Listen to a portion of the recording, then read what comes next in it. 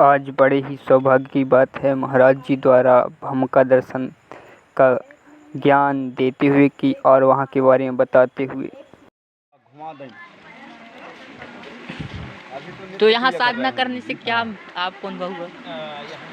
यहाँ के बारे में कुछ बताना चाहेंगे? अब यहाँ के विषय में जानकारी हो तो बताएं। यहाँ का जो जल है वो अमृत जल जैसे ही है। जैसे गंगा में स्नान करने का जो लाभ प्राप्त होता है वही लाभ यहाँ भूमिका में स्नान करने से। यहाँ के जल की अंतरंगों को आज तक नहीं पता किया जा सका कि ये तरंग आती कहाँ से हैं, और जल का जो प्रताप है, बहाव है, वो सदैव चलता रहता है और ऐसे ही चलता रहता है, चाहे वह गर्मी हो बरसात हो। यहाँ पे जल बढ़ता भी नहीं है और घटता भी नहीं, और बाकी ये सब कुदरती देन है। आप कब से यहाँ तपस्या कर रहे हैं महाराज जी? ये लगभग 12.5-13 वर्ष हो गए, और इतने वर्षों से हम जो है यहाँ पे प्रतिदिन तपस्या करने के लिए आते हैं, और अब हम स्नान करने के लिए उद्यत होंगे जी। महाराज जी क्या देख रहे हैं यहाँ? यहाँ पे हम तुम जैसे पागलों से संबंध हुए और इन पागलों के साथ हम घूम रहे हैं जी। कहाँ जा रहे हैं? ये दुर्भाग्यवश महाराज जी यहाँ गुफा है जी, और इस गुफा में चल के अपन सभी लोग तपस्या करेंगे जी जी। नाना प्रकार की वनस्पतियाँ आप देख पा रहे हैं। ये छूला का पेड़, तो तुम वहीं खड़े हो आए और इसको आओ नहा लें तब चली है ना। हम भी इसीलिए थोड़ा यहाँ घूम लें। इसको मुंगड़ी बोलते हैं। ये पौधा जो है आप महाराज जी के साथ में रहते हैं? सिर की दवाई बनती है। वो हम महाराज जी के साथ बचपन से ही है। ये शिला कैसी है महाराज जी? ये शिला क्या है, इसका प्रभाव ऐसा है, बताया नहीं जा सकता है। ये अलौकिक निरंतर बढ़ती जाती है। हाँ, ये जब से हम कुछ दिनों पहले हमने 6 फुट की देखा था, जी, और आज लगभग 15 से 20 फुट की हो गई, जी। और इस शिला के विषय में बता पाना बड़ा दुर्लभ है। और आप इस यज्ञशाला को देख रहे हैं, रातों रात नवनिर्माण हुआ था इसका। हाँ, अपने आप यहाँ का चबूतरा बिसक जाता है कितना भी बनवाया जाए। हाँ, ऐसा क्यों महाराज जी? प्रेत निवास करते जी, हैं, भगवान निवास करते हैं, रात्रिकालीन प्रेत निवास का मिलना हमारे लिए बहुत ही सौभाग्य की बात है। भारतवर्ष में ऐसे संत कहाँ मिलते हैं? नहीं, ऐसा तो है, क्योंकि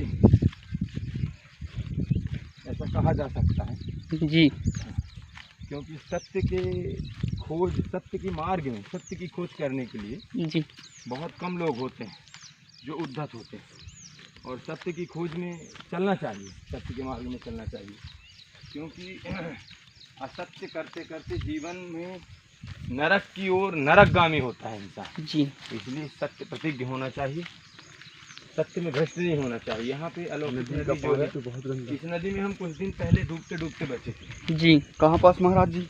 और इस नदी में जो है, ये नदी हमको एक जीवन प्रदान की। जी, हाँ, एक बार ऐसा समय हुआ था, एक बालक था, वो कूद गया था, उसको बचाने के निरंतर चक्कर में हम जी, और डूबते चले गए। फिर भगवती ने उसको उठाया, जी, हम भी बाहर आए। तो ऐसा करके ये जो नदी है बह रही है, इसने हमें जीवन प्रदान किया। जी। सारी तरंगिनी है ये। हाँ, इन्होंने मुझे नया जीवन दिया।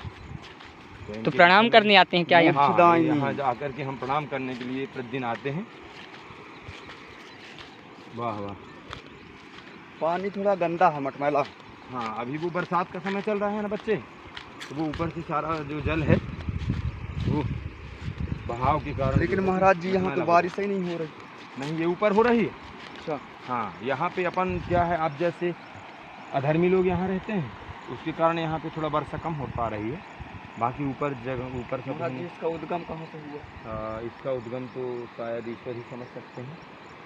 इसके विषय में हाँ बता पाना बड़ा मुश्किल है, और ये महानदी है। हाँ, इतने बहाव में वाह, वो पानी वहाँ से बंद था ना पहले, अब आजकल जो है चालू हुआ। हाँ, अब ये कुछ दिनों बाद ये भी भटीला भी ढक जाएगा। यहाँ तक आ जाता है पानी। हाँ। सूरत है। कुछ दिनों बाद वो वहीं से कट जाएगा, ऐसे घूम जाएगा, यहाँ से बंद हो जाएगा। महाराज जी इतने दूर भटिया में कैसे चले जाते हैं आप? अब कुछ परिश्रम तो करना पड़ता है।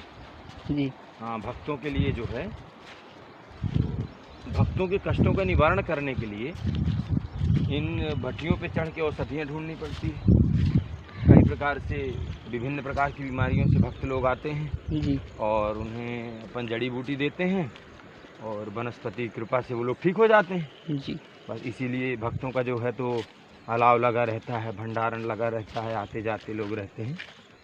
रास्ते में आप लोगों से कई लोगों से टकराव हुआ होगा। जी हाँ, तो वह वनस्पति लेने के लिए आते हैं। जी बस उसी में हम घूमते रहते हैं और प्राप्त करते रहते हैं औषधियाँ।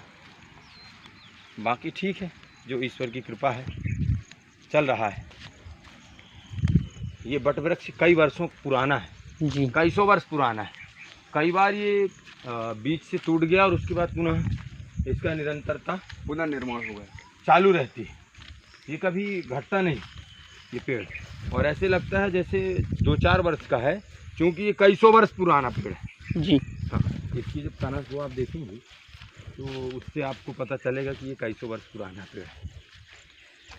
ये सामने जो शेर और बकरी बनी हुई है, इसका क्या कारण है? इसका कारण है कि यहाँ पे एक समय हुआ करता था, जी जब शेर आता था और बकरी को निगल जाया करता था, जी तो यहाँ पे शेर और बकरी दोनों का चित्रण कर दिया गया है कि जी शेर और बकरी एक दूसरे के मित्र हैं। जी तो शेर जो है तो बकरी को न खाए, क्योंकि बकरी के अंदर भी जो है तो जीव निवास कर रहा है।